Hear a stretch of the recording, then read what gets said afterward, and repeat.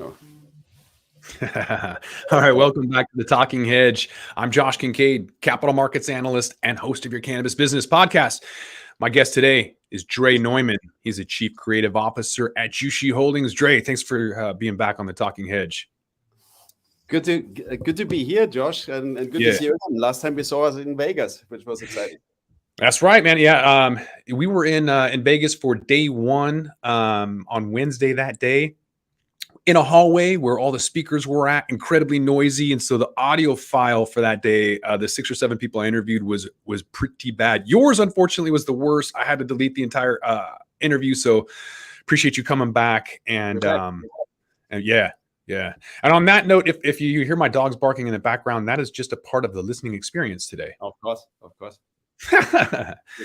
Dre, can you just just repeating, I guess, the exclusive podcast we had, just you and I listening the last time.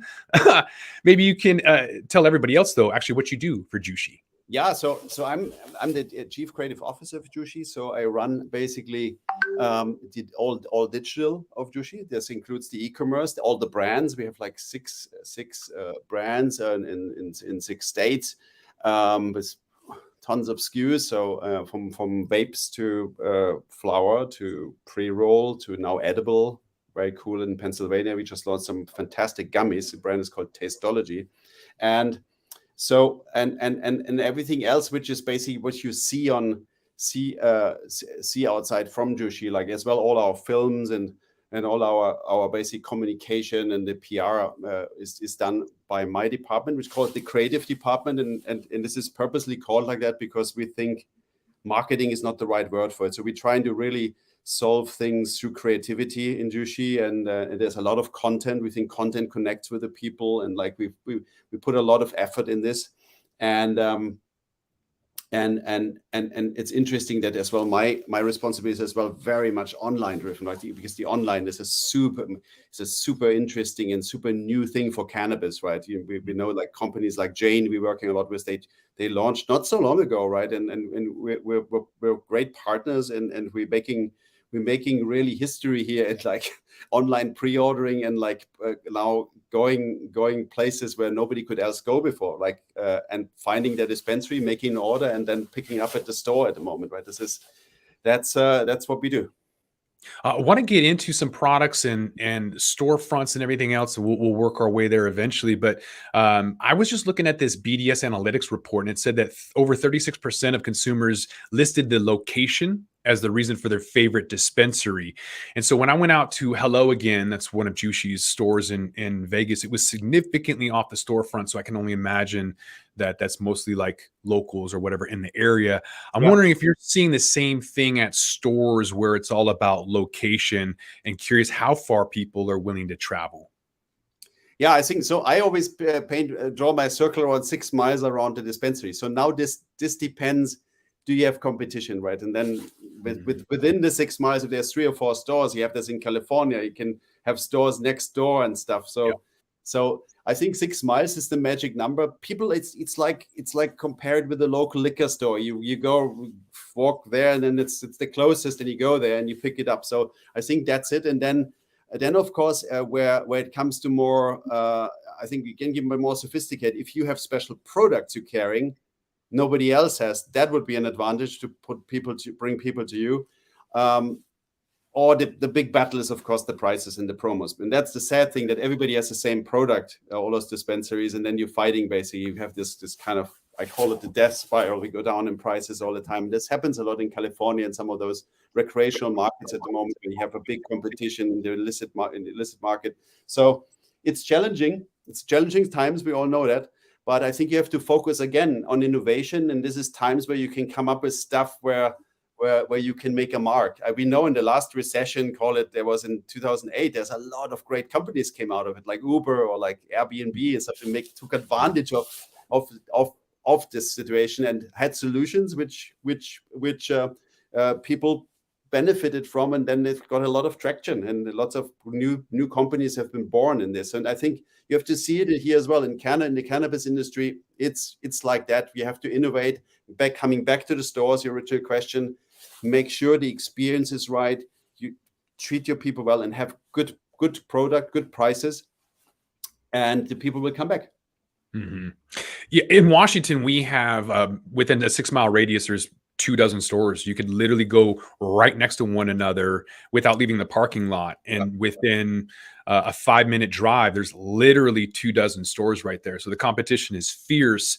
And so I'm wondering, with some of these changes, if that's more of a traditional queue, like what we're seeing right now, if people are like, oh, I want something to be more convenient, I want about a location.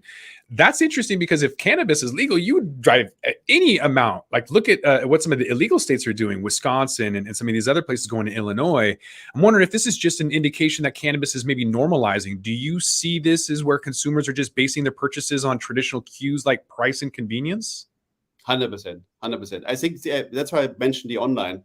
The online gives them the possibility to really compare efficiently, very quickly, where's the best deal, where's my product I like the most, and can compare it very, very efficiently. So that's key, that you have that experience, right? And then like be better than others. And I call it frictionless.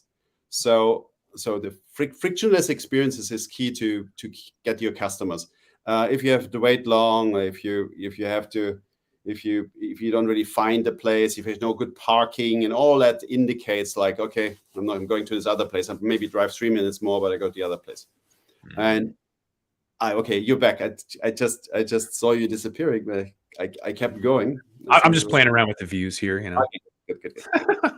but that's it, right? So you gotta. The online is really helping people to make those very efficient decisions, and then they go where they get the best deal, and that's okay. But then the experience has to be right in that store. You have to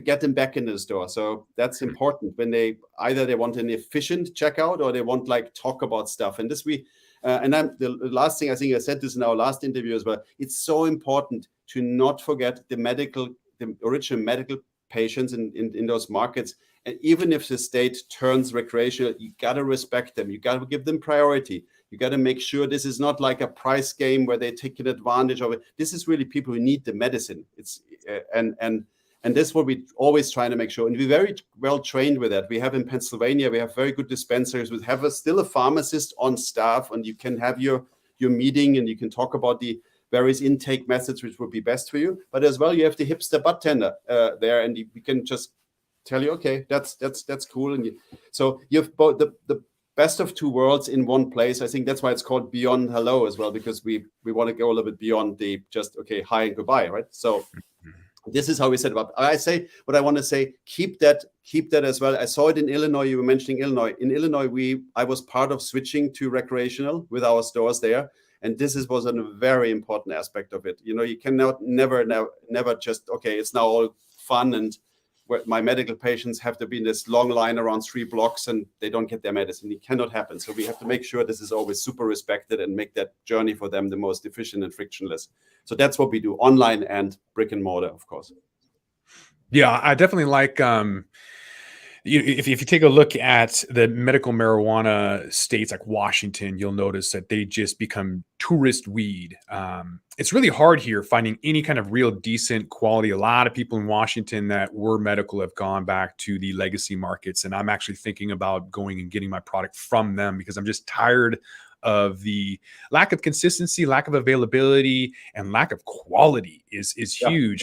And I have to still filter by price and THC. I can go to a new state or newer state like Vegas and filter by the effects. I can go and see what kind of terpenes I want.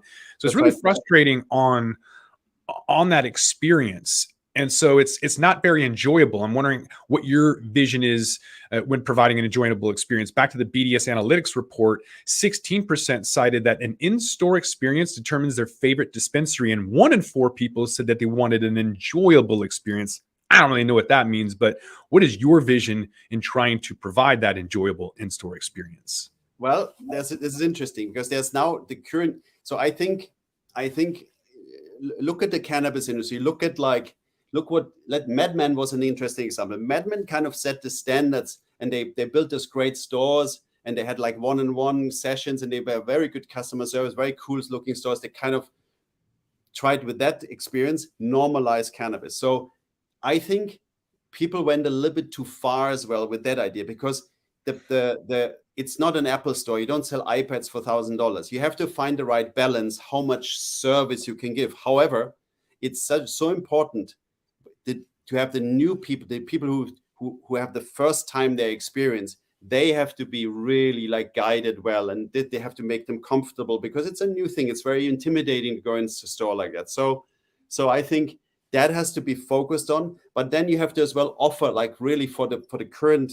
and future competitive state of things, or a competitive environment. You have to offer like very efficient checkout methods. People who like have been coming 3 or 4 times, they know what they want. They not necessarily want the in-store experience and all the talk. They want their stuff they know already. They want the gummies, they want this gummies, they want that sleep gummy, and that, this and that. So you have to satisfy those 2 profile or personas at all times, but don't go too far, and don't outperform you and have too much fun in the stores, right? Because that cannot be profitable in long term. And I think we have to little bit cut back, and customer as well, they have to understand that this is not like always can be a one-on-one session and you can ask all the questions all the time, because the product is not expensive enough for that. You cannot afford that as a retailer, really, to do all that. But however, smart ways have to be found to satisfy specifically the newbies who come, and they need that session. So I think you have to find the balance between business. Otherwise, the store is going to be not around. If you have like 10 people standing in there and everybody's ready for a one-on-one session, that cannot survive long term, right? That might be surviving on some investor money for a while, and like you're not going to have a good business. So find the right balance, but provide a good service and know your people, right? And what they want. And you can learn a lot on data with that. And that's what we do. You look at the data, look at the data. Yeah, I think there's a happy medium between a library that's boring and then maybe like a mall store that's really loud and too much perfume and whatever. I mean, that's an experience. It's not the one I want. But I think there's a happy medium for different types of folks. 100%. And it's like, you can say lifestyle. We have done a lot of stuff. We had a lifestyle concept. We have we're selling other stuff. We have collaborations with artists. I did this collaboration with Colin Hanks, my friend, who has this bandana line. We're selling this in the store. So we're adding products as well, which are not cannabis related to the experience, which was an interesting experiment, I call it. Got to learn from it, and you got to make sure these products are relevant. Not necessarily always they have to be like vapes or like boxes you put cannabis in. It can be related, but it can be as well lifestyle stuff. So you have to try this out. I think the future will go a little bit there, but you have to focus. People really want to have their medicine either, or they want to have their product efficient, fast. If they have questions, they have to be answered professionally, but don't have them wait around the store for like 1.5 hours and with all kinds of stuff and slow checkouts and filling out forms and stuff. You really have to streamline this experience. Yeah, I want to get to that eventually too, because I think Amazon lockers are going to be awesome in the future, but it takes away from that in-store experience. We'll get to that. First off, delivery. Florida customers are one of the biggest users, I guess, of delivery. So back to that BDS analytics report, 23%, that's almost 1 in 4 said that delivery was the determining factor in determining their favorite dispensary. So what's your response when consumers are skipping that in-store option? Yeah, I mean, the world has changed after COVID, right? So even the last one who wouldn't order and like wants to go to the store have at some point, okay, now I cannot go leave my house, I have to order something. So a little bit the habit has changed. The world has changed on that aspect. However, it's I feel so from our perspective, it's very challenging to have a profitable business on delivery, because it's secure, it's driving. It has to be secure, has to be cameras in there, and there's a lot of. If you do it right, it's very hard to make this a profitable thing, and we don't really want to just charge so much more to our customers because of the delivery. So you have to find the right balance for it. I think delivery is a great thing. However, the friction is really, I order something and then somebody comes to your house and then there rings the bell and here's a bag of something you ordered, and then my daughter opens the door and who is this person? Then you have to show your ID, and it's all. it's still, it's like alcohol delivery, right? If you have to show your ID, it's a big friction point, I think, and it's, I hear the data saying in Florida, for example, this 23% is a lot, but I think we got to find a way how to make this more frictionless, this experience, and there will be concepts coming. I think we're not quite there yet in delivery. It's a little bit early. It's a specialist thing, and of course, the looser the regulations, the easier it is. But we do a lot of delivery in Vegas, for example, and then in Vegas, I have the problem, you cannot deliver to hotels. It has to be a private address, and all that kind of is still like very, very tough, right? Cutting out a lot of opportunities for delivery. So it's definitely, it is the future. You mentioned Amazon lockers. It's as well. I think this is a good example. Like you maybe want to create like stores which are drive-through only, express only, and as less human interaction as possible, as pickup hubs. When really it gets more advanced and people really know what they want, then I want to pick up my wild gummies. I want to pick up my Testology gummies. I order them online. They're going to be in the locker and pick it up and take it as all safe. I think that's definitely the future, but we slowly but surely, still too much friction. It's hard to build profitable businesses with that. It has to be, I'm saying from our perspective, because we have to give the customer a great experience at a great price. So that's very hard, right? Without losing money. Mm-hmm. Yeah, that's the trick. Yeah. There's going to be, I mean, it's new for everything, everyone. It's still very, very early in the game. So when additional competition does come online and compete against stores like Beyond Hello, I think that's going to prompt a lot of in-store experiences to compete against. Could the legal limitations, however, on displaying products make online ordering even a larger factor? Mm-hmm. How do you kind of counter that trend? Because Washington State has 1,700 products all displayed. You go to Vegas, none of them are displayed. You have an iPad, different experiences, different intimidation factors. Yeah. And so kind of when you have limitations on being able to display it, is that going to create more online ordering? What's your take, and how do you address that? So it's interesting question, because I can see, so the newer markets, the East Coast markets like Virginia, Illinois, Pennsylvania, they have been trained from the beginning on online pre-order, right? It's like, and they have been shown, because the other states they didn't have that. There was no online pre-order. You had to go to the store. So these stores, they have been launched with online. So people see on the menus, and the photos are getting better. The strain photos getting better. The product photos getting better. It's like the juicy hamburger. You get mouth-watering pictures of on our menus. If you go to our menus, you get really mouth-watering pictures of flour, and it's the real flour. We make sure we go to this grow. We shoot the exact strain always when it comes out from a new harvest, and this is what you see on our menus. This is like the hamburger with the melting cheese on it, so the flour and the crystals. That is what I think that's even a better experience sometimes than go to the store. When, as you said, it's like it says behind the wall, behind the counter, different regulations. You cannot see anything. Some in Pennsylvania, some stores you cannot.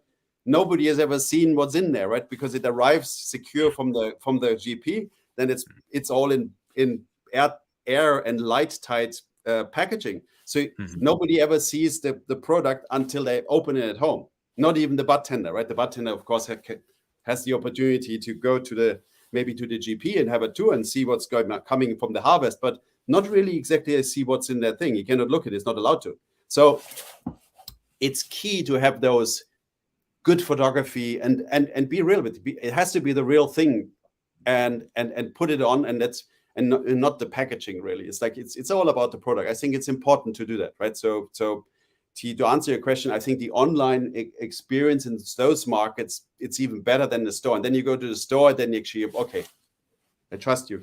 This will be in this box, because I'm never going to see it until I go at home. So I think that's important. So until we can show stuff in the store, like in Nevada, of course, you go in the store, like in one of our stores, you go in there, and then it's like a French bistro. You have the shelves, like it looks like the flour is all on the shelves, like in the like the croissants in the bakery, right? Yeah, right. So that's a great way to do it as well, but it's not possible everywhere. So bottom line, both experiences have to be top notch. If you're limited by regulations in store, then you have to make sure your online experience shows the mouse watering images of the stuff. What else does it take to become a favorite dispensary? There's location, lowest price, variety of products. Those are all factors driving dispensary favoritism along loyal consumers, including reward programs, number of strains available, product promotions. I mentioned that I'd like to see an improved filter to really kind of narrow down a particular cultivar, for example. But what else, in your opinion, Dre, does it take to become a favorite dispensary? Favorite dispensary. So I think you missed out. One is always our main one. So our stores, if you look at them, our new stores, they're always freestanding and have good parking. Parking is it's an amazingly important thing for people. And you cannot underestimate. It's even like something we would advertise parking, right? It's an interesting little detail, but people love parking and they don't have to walk too much. And specifically in the East Coast, it's raining or something, so it has to be good parking. And then an efficient. It has to be frictionless in and out. Most people want this fast. They want to go in. They already pre-ordered their stuff. They want it fast. They want to pay fast. And ideally, they would pay already online, which is partly possible with some workarounds. And you can do that now. So again, create the most frictionless experience for your customer, and they will come, and they will prefer you to others where you have to wait around and nothing's moving. And there's a lot of those, because specifically if you don't have your game down in those very regulated medical markets, then you could end up in filling out forms and sitting like a doctor's office sometimes, right? So you have to make sure this is all frictionless. This is our thing. We are very big on customer experience and user experience, from digital to brick and mortar. So this has to be one seamless, frictionless experience. And we always find them again. You cannot audit enough. Like you always find new frictions. They're the gold kind of, even like you find. And when you remove that, then you see it. Oh wow, we have more customers, more transactions, and more happy people, and better reviews. Mm-hmm. Is there room for patients and frequent users in the adult use space? We're seeing like cannabis dispensaries, they're overwhelming, intimidating. Like I mentioned, 1,800 products in Washington right when you walk in. Data is showing that new users, they appreciate that customer service and bud tender help that they get. And then in addition to investing in customer service and knowledgeable, friendly bud tenders, that kind of really helps with those newbies. But with the loyal, heavy smokers and patients, what's going to make the difference in attracting and keeping those people? Yeah, you have to respect them. You have to treat them well. You know them already by name, and you have to make sure. I think in the future, you mentioned the loyalty programs. So all these loyalty programs, they have functionalities like, which I always look at it like you have this piece of software service, and then you not only need that, you need a good. It's like compared with a good piano. If you don't have a good piano player, then the piano will not sound like anything. So you really need to play this well. And why I'm saying that here in this question is, there is for people who are in the loyalty program and they come back, we have the data. What they like, and then you have to start personalizing. This is Bill. He always gets that. Let him. He always gets the vapes, and give him something he really like. You know him. You have to know him already from data, right? And you have to give him stuff and give him better deals on things we know he likes. They will appreciate that. It's like a being part of the family, basically. And we know Bill, we know what you want. Here, have another vape because you like vape so much. We know him. Here's your birthday, and all the normal things the outside world is doing on retail, right? Like your birthday card and all that. You have to look at the data, and data is still very difficult in cannabis, right? It's very scattered around through all the state mandatory PRS systems, and then you have another system on top, and you have Jane on top, and all the data is in different places. So you have to make sure always to streamline that. Really play your loyalty program right, and give the right people the right stuff. right? So I think that's the key, if that answers your question. Mm. Yeah, let's check out the let's go to the Amazon locker as the kind of the final question, because those frequent users, they just kind of want those bud tenders out of the way. Maybe if they're available to answer a quick question, whatever. But personally, I'd like to settle for an Amazon locker. There's pre-order online and you get your own line, just like a medical patient in some states get their own line to get them in and out as quickly as possible. Yet those lines can still take forever. I know there's regulatory hurdles in terms of being able to put it in a locker and all of those issues. I know it gets away from that interaction. It gets away from, being in the store. Yeah, but for a place like Washington that still doesn't have delivery, I just want to get my product as fast as possible. If I had delivery, I'd be consuming even more product. So I'm just curious what that would look like. How do you draw people in like me? So you would be the classic like express checkout. We have in all our stores, we have like the sales floor, and then you have like always this express checkout with online pre-order. And so how you do this? We have one store, for example, a good example in Massachusetts, in a place called Tingsboro, which is one of our highest performing stores.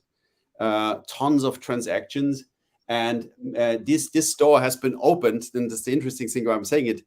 Mandatory by state, has been opened, and it was online only during the pandemic. So we learned a lot there, because this store, nobody was ever allowed to go in the store. So we worked out a system there, like, this is all curbside, people arriving. There was like, and there's thousands of transactions in the store every day. We call it the train station. So we still practice the same, because the people have been literally trained. They want it like that fast. It's exactly, that's you. You want to drive there. You want to already pre-order it. You want to pay quickly and get away again. And that is what that store is doing all day long. And we're really looking at that store. We're sending our UX experts there. They're observing how this store is doing it. This is all lined up. There's all the pre-packaged orders inside. They're using basically the sales floor to prep, to stage for for curbside, right? So there's green buttons, red buttons on the 3 to 4 pickup, the 5 to 6 pickup, the 8 a.m. to 9 a.m. pickup. They have all different colors, and it flies out.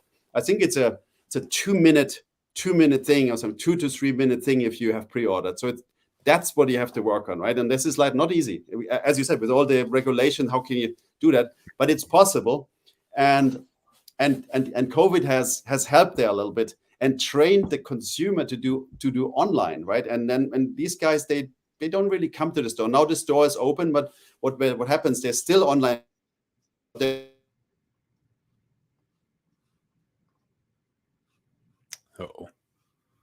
Send them new stuff at the and I say this purposely. I say upsell because it is upsell. So it's like, but upsell is a good thing, right?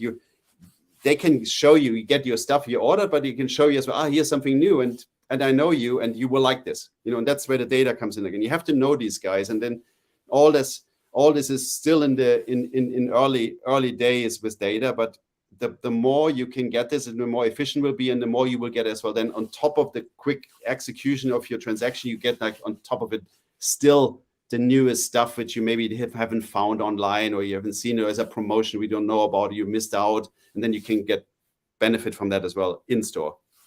So I think this is how you have to play it. For you, this is like a express checkout curbside business, like online pre-order.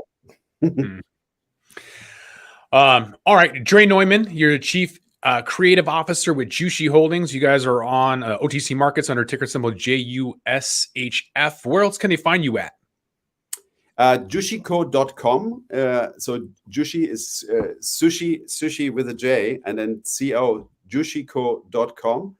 And there's really, like, from there you can spread out into the digital kingdom of Jushi. And Jushi, I don't know if you know where the name came from, but the CEO Jim Cacioppo has actually invented the name himself, and he named it after this old 2,000-year-old Chinese kingdom where they found an emperor 1,000 years later, buried in cannabis leaves. So this is where Jushi comes from. So it's a cool thing. So Jushico.com. Yeah, I should have asked Jim when he was on the podcast. I didn't even ask him what the name was. I just assumed he made it up. All right. Yeah, but he was there was sometimes it happens in very fast. You can look for names forever and then you're not happy, but he did it like fast, and he had a story, and the story is brilliant, and I cannot wait to travel to the Jushi kingdom. All right. I think with that, though, we're going to have to roll this one up. So I want to thank my guest, Dre Neumann, Chief Creative Officer with Jushi. Appreciate you being back on the Talking Hedge. Thank you, Josh. Thanks, Dre. I'm Josh Kincaid. This is the Talking Hedge. Don't forget to like, share, and subscribe, or don't, and I'm out.